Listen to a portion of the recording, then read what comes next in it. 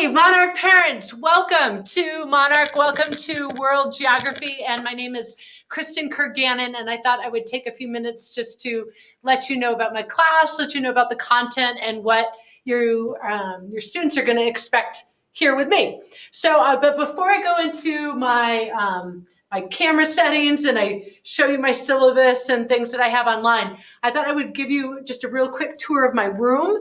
So I'm going to move the camera here so that you can see what the room looks like, because we're so excited to have students come back. And having been talking to an empty void for months, I'm really excited to have them here. You can see that we are socially distanced with our seating chart, and my room has a lot of visuals for sure. There's a lot of things to look at. Don't know if you can see the cool map on the ceiling or my live cams. I've got a Louisville live cam, so I know what it looks like outside. And then, like right now, I'm looking at Venice and the Grand Canal, because on that screen I can go anywhere in the world. So I like my room. I'm trying to provide like a interesting, safe place for your kids.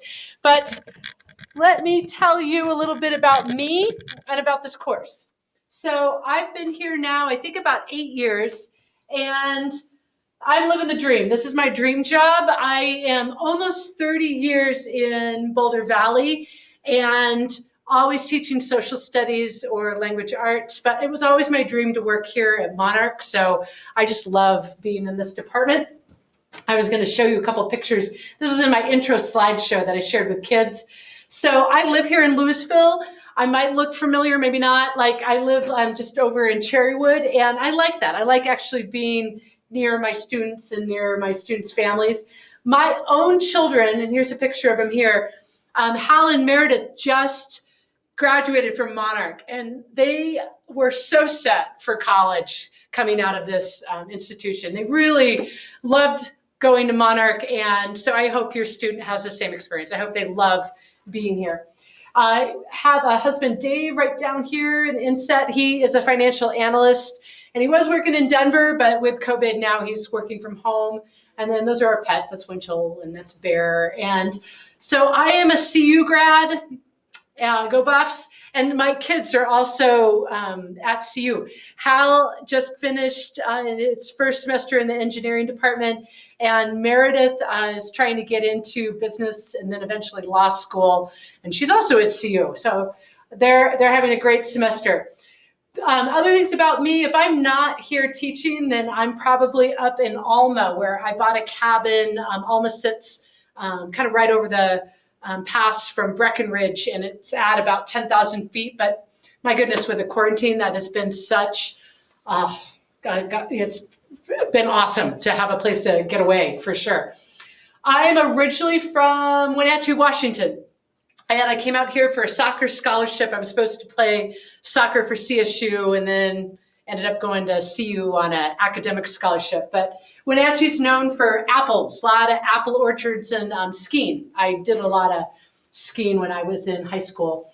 And then something else that's interesting about me is right before I came to CU Boulder, I spent a year as an exchange student in Finland. And so I bring those experiences a lot into the classroom just to share about my year abroad. So other classes that I teach here besides teaching world geography and that's actually been really fun for me, is I teach world geography. That's usually freshmen, not always, but usually a freshman class. And then I teach US history. So a lot of those students I get again as juniors, and I already know them. And so that is, that's joyful for me. So, and then there's a third class I teach, AP Human Geo is this class kind of on steroids. It's a college level version of world geography. It's kind of hard. So then other things I was going to share with you on my screen is my syllabus. So you can see that we meet every day from about 12:10 to 1:30. And I'm really trying to follow the district guidelines and cover what needs to be covered with kids, but not hold them hostage on the call the entire time. I mean, if we get our work done, I'm going to let them go, because it is so hard being attentive on a screen and harder for some students than others, that I I get that. So I really am trying to help kids be successful. And with that said, you'll look through my syllabus and you'll see that I take late work, I take work with revision, I can accommodate students. In fact, there's a student right now, we've been working on making up assignments orally. So I understand that this online format is very difficult for students, and so I'm just trying to be as accommodating as possible to help them be as successful as possible. I only have 2 categories in my gradebook. I have just doing stuff, that's the assessment category, and then participation.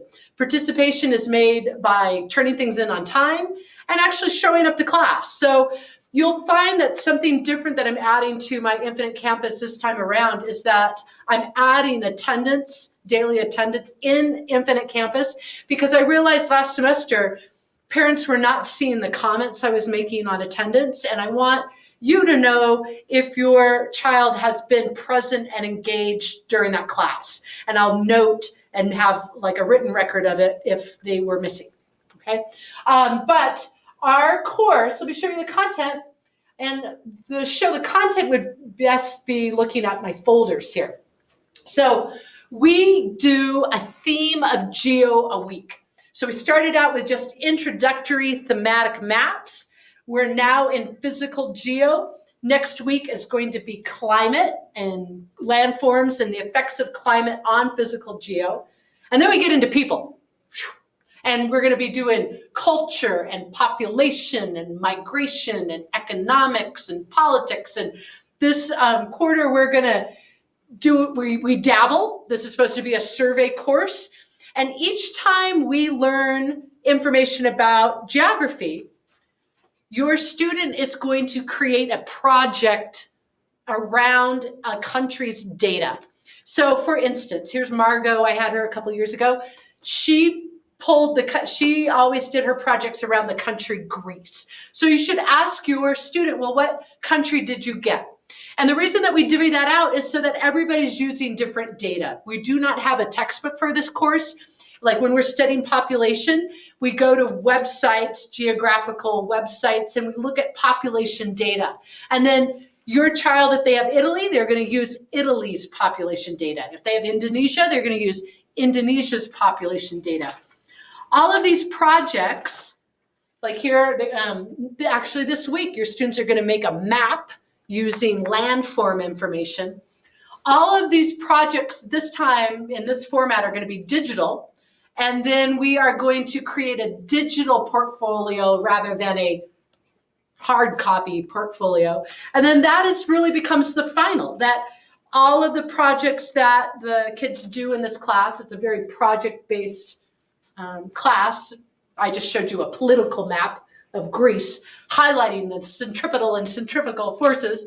So that is really kind of an overview. So we dabble in geographical themes. Your students can expect about a project a week. And I know that some of their classes, depending on how this quarter laid out, some of their classes are really challenging and really difficult. So I just encourage students to always email me. If you need extensions, if you have like a really busy week and you can't quite get that project done, if they reach out to me over email, I always say yes. I will be happy to extend their assignments. So let me see if I have anything. Oh, I got one more thing to share before you get off this call, or before I end my recording or whatever we're doing here, is that I am really actually super organized. So if you look at the front page of my World Geography course, I have a weekly agenda. And if you click into that, you'll see that I have outlined every week for the entire course, that I know what we're doing all the way until spring break when this course ends.